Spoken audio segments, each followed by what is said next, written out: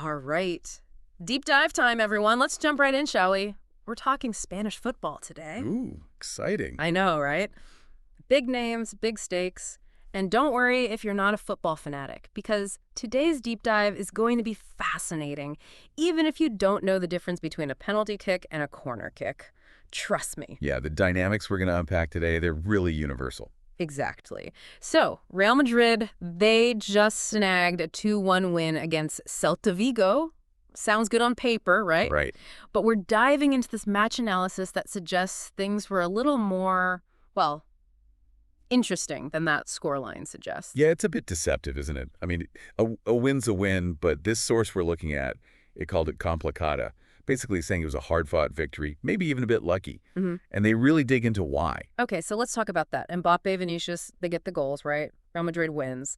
But it sounds like it was a bit of a struggle to get there. It really was, and that's what the source is highlighting. This wasn't the dominant Real Madrid we're used to. So what went wrong? I mean, it's Real Madrid. Well, the source really zeroes in on a couple of things. First, a real lack of cohesive tactics, like they weren't playing as a unit.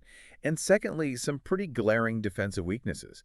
And what's worrying is that this isn't a one-off. This match just really exposed a pattern that's been emerging in their recent performances. Okay, interesting. So it's not just about this one game. There's a bigger trend here. And the source, they don't let Ancelotti off the hook either, do they? Oh, definitely not. Yeah. They actually point to his decisions as a major cause for concern, especially when it comes to Mbappe. Yeah, that's what I wanted to ask about. They call it his substitutions, particularly when he benches Mbappe in, like, crucial moments, which is weird, right? Yeah. The guy's a phenomenal player, top scorer. Why pull him out, especially when he's on fire?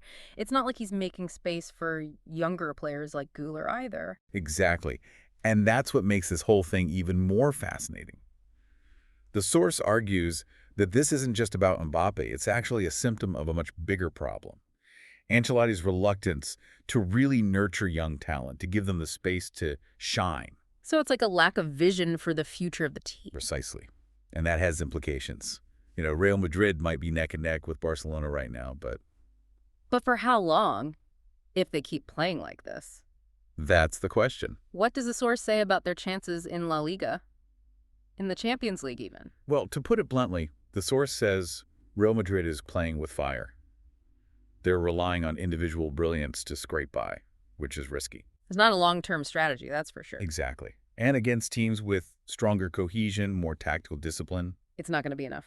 Yeah. Playing with fire. I mean, those are some strong words. It makes you think twice about celebrating a win that, at first glance, seemed pretty straightforward. Absolutely. So big questions for Real Madrid, huh? Big questions. A legendary team, potentially on shaky ground, a coach whose decisions are being questioned, and a star player who seems underutilized, to say the least. And it really makes you think. Can Ancelotti adapt? Can he reignite that Real Madrid spark? Or will this be the season they lose their footing at the top?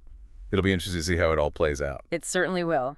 And on that note, folks, we wrap up our deep dive into the complex world of Real Madrid. Sometimes the most interesting stories aren't about the wins and losses, but about the inner workings of a team facing challenges trying to find their way. It's something we can all relate to, whether you're a football fanatic or just enjoy a good deep dive.